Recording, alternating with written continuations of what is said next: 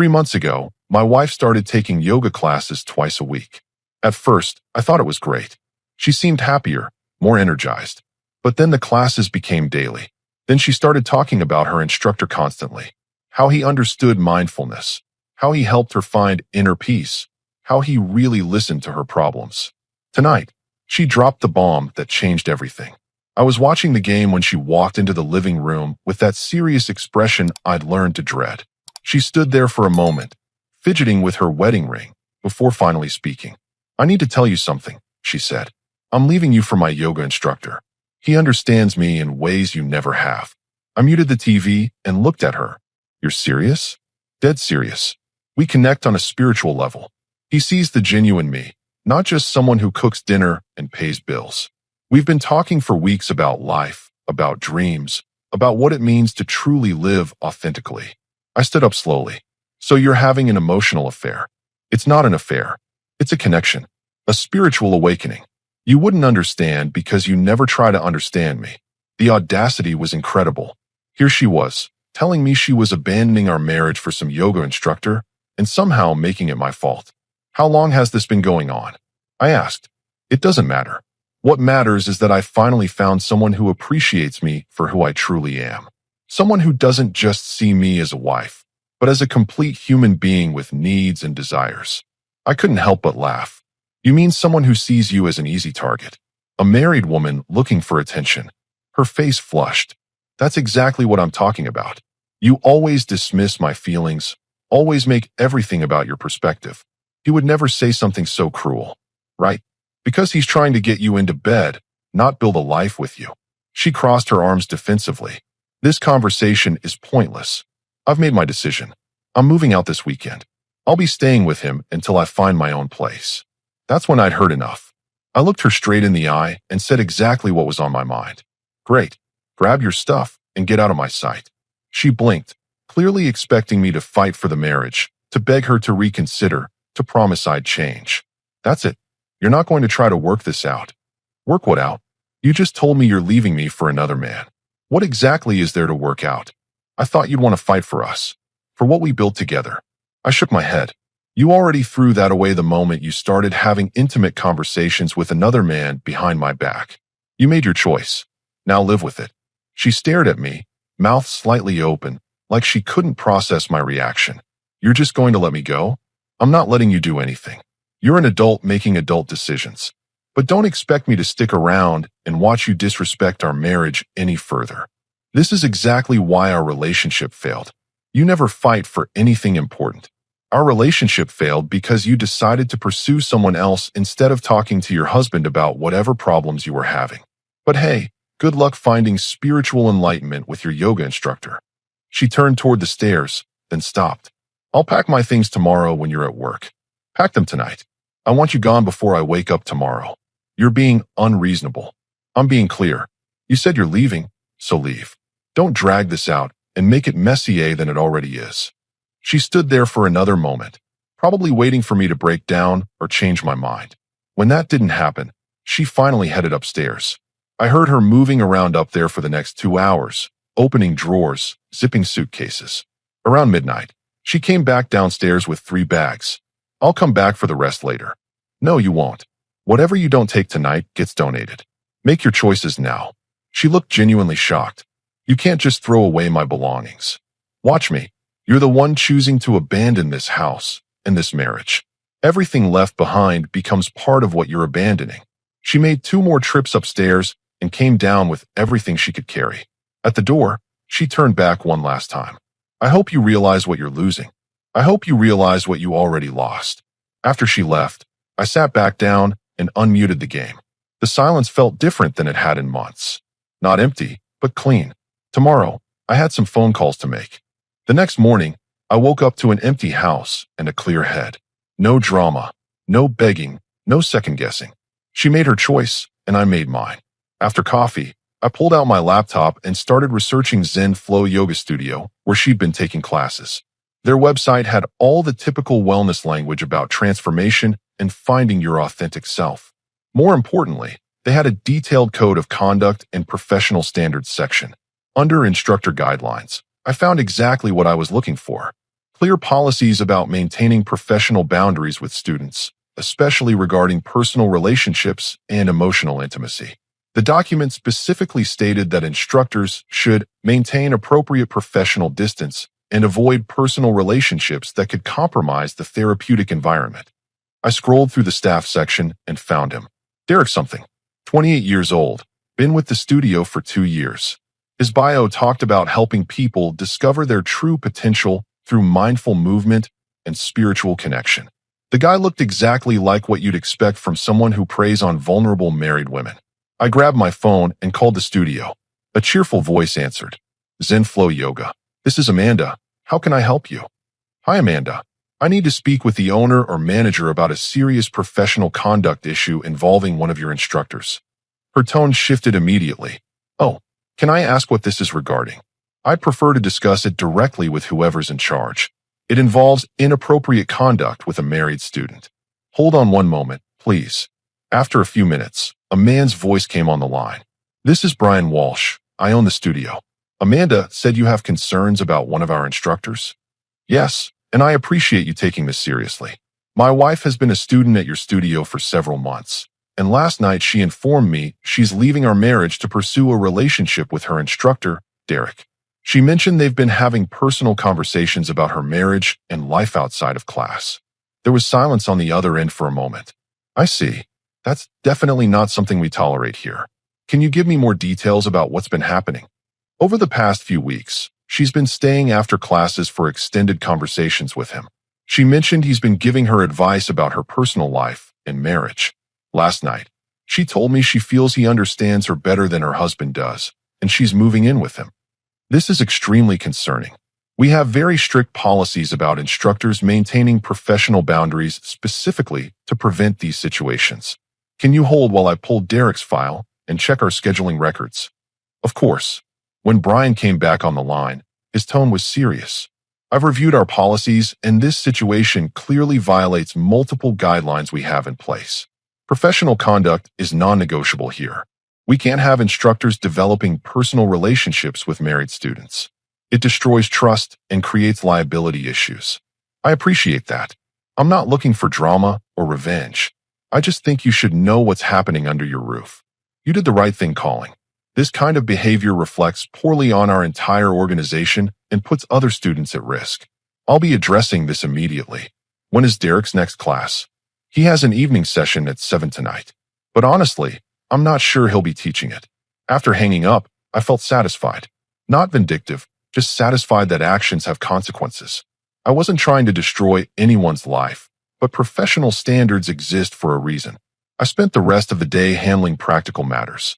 Changed the locks, contacted my bank to remove her access to our joint accounts, and called my lawyer to discuss divorce proceedings. Everything methodical, everything rational.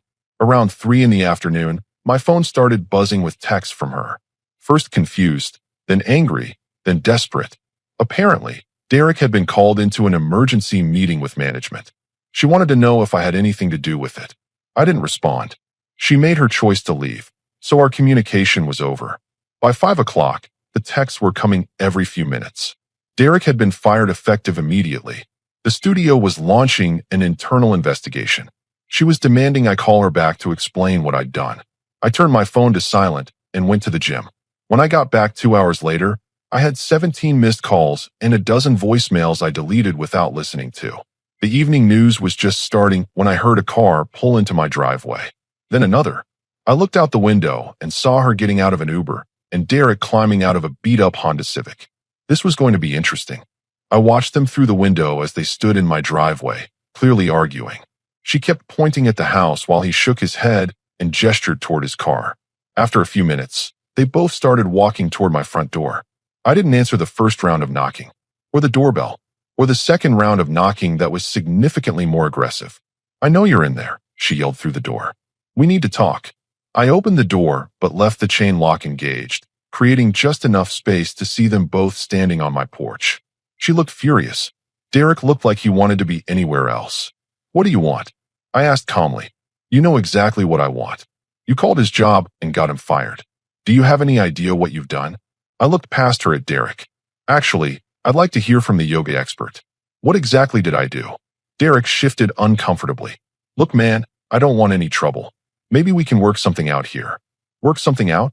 You mean like you worked something out with my wife while she was married to me? It wasn't like that. We just talked. She was going through a difficult time, and I was being supportive. Right? Supportive enough that she decided to leave her marriage for you. That's some pretty intensive emotional support. She cut in. This is ridiculous. You ruined his career over jealousy. I didn't ruin anything. Professional standards ruined his career.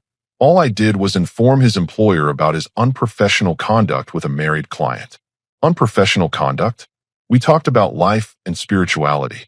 That's what yoga is about. I almost laughed. Yoga is about flexibility and breathing. What you two were doing was called having an emotional affair, which led to you abandoning your marriage. His employer apparently agrees that crossed some lines. Derek finally spoke up again. The studio overreacted. We never did anything physical. Congratulations. You want a medal for not sleeping with someone else's wife? You just convinced her to leave her marriage instead. Much more honorable. You don't understand the connection we have, she said. This isn't some casual thing. We have a genuine spiritual bond. Then you shouldn't have any problem building a life together without his yoga instructor income. I'm sure spiritual connections pay the bills just fine. Derek's face darkened. You had no right to interfere with my job. I had every right to inform a business owner that his employee was violating company policy. What you did with that information was your choice, just like pursuing my wife was your choice. This is insane, she said. You're destroying people's lives because you're angry. I'm not destroying anything. You destroyed our marriage when you decided another man understood you better than your husband.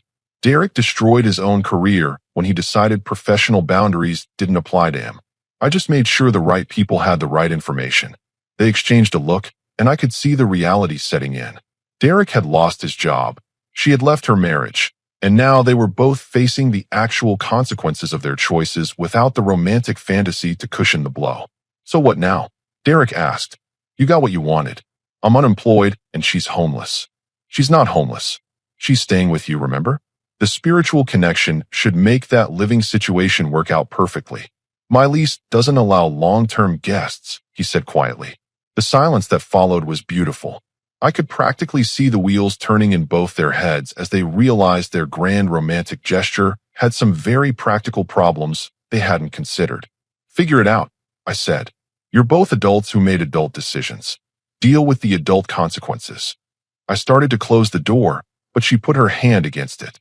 Wait, can we at least discuss this rationally? Maybe there's a way to fix some of this damage. There's nothing to discuss. You made your choice. I made mine. Derek made his choice. His employer made theirs. Everyone's choices have been made. But his career is his problem now. Just like your housing situation is your problem now. Just like your relationship is your problem now. Derek pulled on her arm. Come on, let's go. This isn't getting us anywhere. No, she said, shaking him off. This is my life too. My marriage, my house, my things. Your marriage ended when you chose another man. Your house was never just yours. Your things are whatever you took with you last night. Everything else was part of what you abandoned. You can't just erase 8 years together. I'm not erasing anything. You erased it when you decided our marriage wasn't worth working on, but your connection with Derek was worth destroying it for. I closed the door and turned the deadbolt. They stood on the porch for another 10 minutes, talking in increasingly loud voices. Eventually, I heard car doors slam and engines start. From the window, I watched Derek's Honda struggle to start while she sat in the passenger seat, probably getting her first taste of what her new life was actually going to look like. The spiritual connection was about to get very practical very quickly. The next morning, I woke up to silence. No passive-aggressive comments about breakfast, no complaints about my choice of morning TV, no dramatic sighs about how I never listened to her needs. Just peaceful quiet and strong coffee. My phone had been buzzing since 6 a.m., but I kept it on silent. When I finally checked the messages, there were texts from numbers I didn't recognize, a few missed calls from her sister, and one particularly entertaining voicemail from Derek's mother asking me to find it in my heart to forgive her son's mistake. I deleted everything without responding. Around noon, my neighbor knocked on the door. Frank lived next door and had always been friendly, though we'd never been particularly close. Hey, everything all right over here? I saw some commotion last night. Just my wife's poor life choices catching up with her. Nothing to worry about. Frank nodded knowingly. Heard she was spending a lot of time at that yoga place downtown. My wife goes there sometimes, said there was drama yesterday. One of the instructors got fired. Really? What kind of drama? Apparently the guy was getting too friendly with married students. Studio owner found out and canned him on the spot. My wife said some of the other students weren't surprised. Guess he had a reputation for being overly attentive to certain female clients. Interesting. So Derek had a pattern, and I wasn't the first husband to notice inappropriate behavior. The studio owner probably appreciated having a legitimate reason to address a problem they'd been aware of but couldn't prove. Well, professional boundaries exist for a reason, I said. Absolutely. Anyway, just wanted to make sure you didn't need anything. Sometimes these situations get messy. After Frank left, I decided to run some errands. At Target, I grabbed new bedding, some groceries, and a few things to refresh the house. While checking out, the cashier commented on how much happier I looked compared to the last time she'd seen me. Going through some positive changes, I told her. Around 3 p.m., I was reorganizing the closet when my phone rang. Unknown number, but I answered anyway. Is this Derek's fault or yours? The voice was angry, female, and unfamiliar. Excuse me. My daughter called me crying this morning because her boyfriend lost his job and now she has nowhere to live. I want to know if you're the husband who called his work. Your daughter made a choice to leave her marriage. Derek made a choice to pursue a married woman. I made a choice to inform his employer about unprofessional conduct. Everyone made choices. He's a good man who made a mistake. She's a good girl who was just confused about her marriage.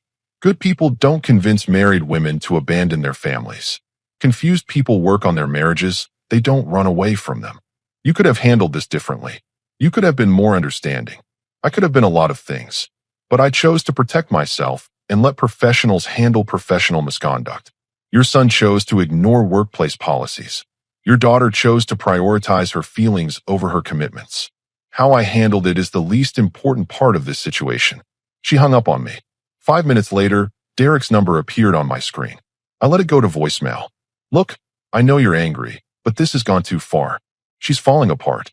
Can't you just call the studio and tell them you misunderstood what happened? Maybe say it wasn't as serious as you thought. I deleted the message. By evening, the calls and texts had escalated to desperate. She was begging me to help Derek get his job back, promising to work on our marriage if I would just make one phone call to fix this mess, claiming she'd made a terrible mistake and needed time to think clearly. The change in tone was remarkable. Yesterday, she was leaving me for her spiritual soulmate. Today, she was offering to work on our marriage if I'd help her unemployed boyfriend find work. Around 9 p.m., my lawyer called. Got your paperwork started. Straightforward case since she abandoned the marital home voluntarily. Should be pretty clean unless she decides to fight it. She won't fight it. She's too busy dealing with the consequences of her other decisions. Good. I've seen these cases drag out when people get vindictive. Sounds like you're keeping this practical. Just want it done efficiently. After hanging up, I poured myself a drink and settled in to watch a movie without anyone commenting on my choice or asking to change the channel. My phone buzzed one more time. A text from her. Derek says we need to talk tomorrow. This isn't over. I turned the phone off and enjoyed the rest of my evening in peace. Tomorrow was going to be interesting, but tonight was perfect. At 2:17 a.m., aggressive pounding on my front door woke me up. Not knocking, pounding. The kind that threatens to wake the entire neighborhood. I checked the security camera on my phone. Both of them stood on my porch, her gesturing wildly while Derek looked around nervously. She appeared to be yelling, though I couldn't hear what she was saying through the door. I grabbed a robe and headed downstairs, turning on the porch light as I approached the door. The pounding stopped immediately. Open this door right now, she screamed. We're not leaving until you fix what you did. I opened the door but kept the chain engaged. It's 2 a.m.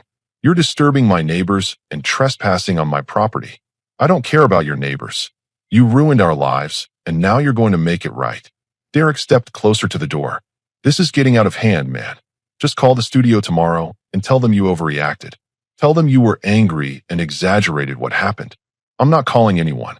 You violated professional standards, got fired, and now you're both dealing with the consequences. That's how the genuine world works. The genuine world? She laughed bitterly. You mean the world where bitter husbands destroy people's careers out of jealousy? I mean the world where actions have consequences. You chose to leave your marriage for an unemployed yoga instructor. He chose to risk his career for a married woman. I chose to inform his employer about policy violations. Everyone got exactly what they chose. Derek's face hardened. You don't know what you're talking about. What we have is authentic. Something you obviously never understood. What you have is a spiritual connection and no income. How's that working out for your housing situation? We'll figure it out, she said defiantly. I'm sure you will. But you'll figure it out somewhere else, because this conversation is over. I started to close the door, but Derek slammed his palm against it. No, it's not over. You think you can just destroy people's lives and walk away. I released the chain and opened the door fully, stepping onto the porch. I didn't destroy anything. But if you put your hands on my door again, we're going to have a much bigger problem. What are you going to do? Derek stepped closer, trying to intimidate me with his height. Call the cops. File another complaint. Derek, don't, she said, but her voice lacked conviction. No, I'm tired of this guy acting like he's some kind of victim. He's the one who. I'm the one who what? Had a wife who decided another man understood her better? Had a marriage that wasn't worth fighting for? Had professional standards that needed to be enforced? Derek's face flushed. You want to know what I think? I think she's better off without someone like you. Someone who would rather destroy people than face the truth about why his wife wanted to leave. You want to know what I think? I stepped closer to him. I think if she betrayed her husband this easily for you, she'll betray you just as easily for the next guy who makes her feel special. That's not true, she protested. Isn't it? How long before you're telling the next instructor or trainer or counselor that Derek doesn't understand you the way they do? Derek's hands clenched into fists. You don't know what you're talking about, don't I? She threw away 8 years of marriage for a guy she'd known for a few months. What makes you think you're special? She'll toss you aside the moment someone else offers her more excitement. Shut up, Derek said through gritted teeth. She'll cheat on you too, kid. That's what she does when things get difficult. She runs. That's when Derek lost control and swung at me. I saw it coming from a mile away. He telegraphed the punch like an amateur, all emotion and no technique. I ducked under his wild haymaker, stepped behind him, and wrapped my arm around his neck in a rear naked choke before he could recover his balance. He struggled for about 10 seconds before his legs gave out, and I guided him to the ground, maintaining the choke until he went limp. Not unconscious, just neutralized. The whole time, she was screaming. At me, at him, at the situation. High-pitched, panicked screaming that probably woke up half the block. I released Derek and stood up. He rolled onto his side, coughing and gasping for air. Derek, are you okay? She dropped to her knees beside him. I looked down at both of them. Here's what's going to happen. You're going to get in your car and drive away. If either of you shows up at my house again, I'm calling the police and filing harassment charges. If you contact me again, I'm getting a restraining order. If you even drive down this street again, you'll regret it. Derek struggled to sit up, still wheezing. You can't just. I can and I did. You took a swing at me on my own property. That's assault. I defended myself. Any questions about how that conversation goes with the police? She helped Derek to his feet, both of them looking shaken and defeated. This isn't over, she said weakly. Yes, it is. Your drama, your poor choices, your consequences, all of it stops being my problem right now. Figure out your own lives and leave me out of it. They stumbled toward Derek's car, her supporting his weight as he continued to recover. I waited on the porch until I heard the engine start and watched the taillights disappear down the street. Back inside, I double-checked all the locks and reset the security system. Tomorrow, I'd be calling about restraining orders and upgrading the cameras. But tonight, the house was finally quiet again. 3 weeks later, my lawyer called with good news. The divorce papers had been signed and filed. No contest, no drama, no last-minute attempts to reconcile. She'd signed everything without changes and submitted them through her own attorney. Fastest resolution I've seen in months, he said. Most of these cases drag on for 6 months or more. This was clean. She didn't have much choice. Hard to fight for half of something when you voluntarily abandoned it for someone else. Speaking of which, I heard through the legal community that Derek filed for unemployment benefits. Apparently, he's having trouble finding work in the wellness industry. Word travels fast in that business. I wasn't surprised. Professional misconduct follows people, especially in small industries where reputation matters. Derek had learned that spiritual connections don't pay rent, and employers don't like hiring instructors with boundary issues. The house felt different now, not empty, but refreshed. I'd repainted the living room, rearranged the furniture, and gotten rid of anything that reminded me of her complaints or demands. The place actually felt like home again instead of a battlefield. My neighbor Frank stopped by that afternoon with a six-pack and some news. Thought you'd want to know. I saw your ex-wife at the grocery store yesterday. She was with some guy, but it wasn't the yoga instructor. Already moved on to someone new? Looked like it. My wife recognized him as a manager from the gym downtown. Guess Derek didn't work out as a long-term plan. I popped open a beer and shook my head. Called that one. She lasted what? 3 weeks with her spiritual soulmate. About that, my wife said Derek's been asking around about part-time work. Apparently living on unemployment and spiritual enlightenment isn't covering the bills. We sat on my back deck, enjoying the quiet evening. Frank asked about my plans going forward, whether I'd thought about dating again, how I was handling everything. Honestly, I feel better than I have in years.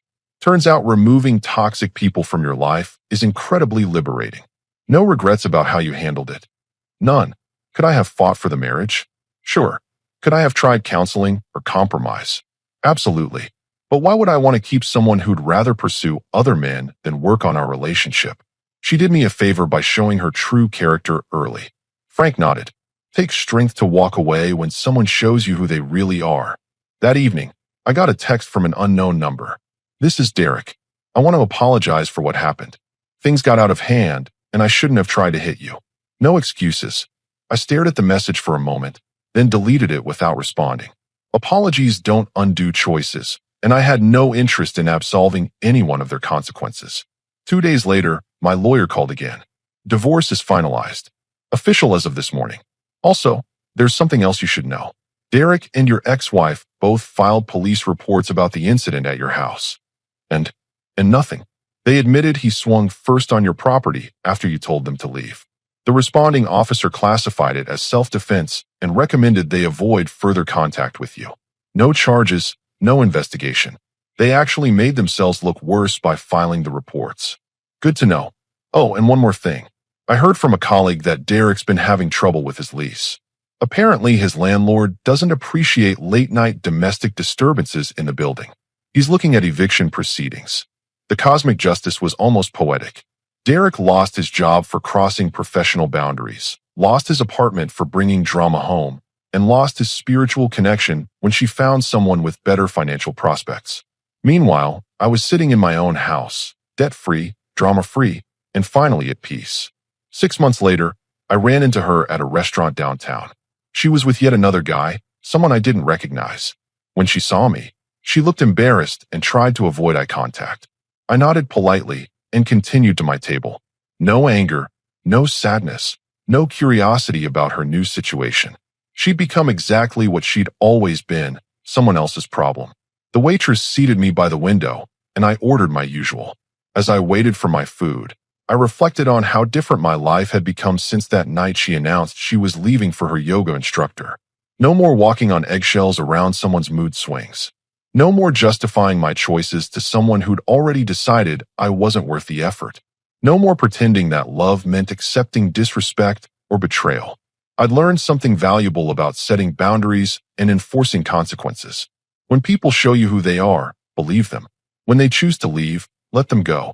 When they try to make their poor choices your problem, refuse to participate. The divorce was final, the drama was over, and my life was exactly where I wanted it to be. Clean, peaceful, and completely under my control. Sometimes the best thing you can do for yourself is refuse to fight for someone who's already decided you're not worth fighting for. Sometimes the strongest response to betrayal is simply walking away and building something better. Derek learned that actions have consequences. She learned that grass isn't always greener. And I learned that self-respect is worth more than any relationship built on compromise and accommodation. The story was over, and I'd written the ending myself. 안 그렇습니까? 우리나라 먹으려고 하는 중국인데 솔직히 북한은 우리나라한테 위협이 안 돼. 예. 우리나라한테 위협이 안 돼요, 북한은. 사실 위협이 되는 건 이제 중국이나 미국 같은 좀 대륙권들, 예, 큰 나라들이 더 이제 우리한테 위협이 되는 거지.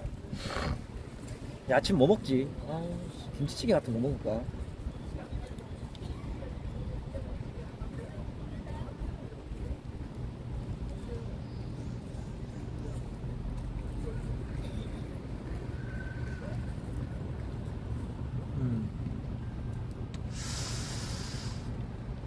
그러니까 중국이 북한 땅 먹는 순간, 우리한테 진짜 크나큰 그거가 돼. 진짜 좆대요.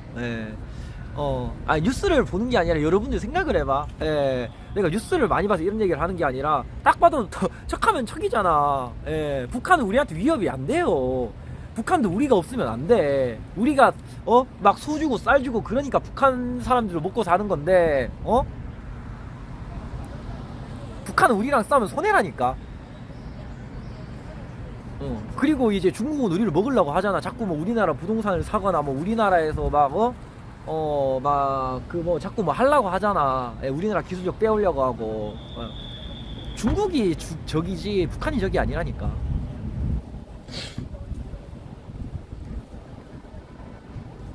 밥 뭐 먹을까요? 그러니까 북한 우리랑 전쟁 못 한다니까. 무서워서라 전쟁 못 해. 우리나라가 북한한테 지원해 주는 게 얼만데. 그것마저도 없잖아. 그럼 진짜 북한 사람들, 진짜 북한 인민들 다 굶어 죽어. 진짜 북한 시민들 다 굶어 죽어요.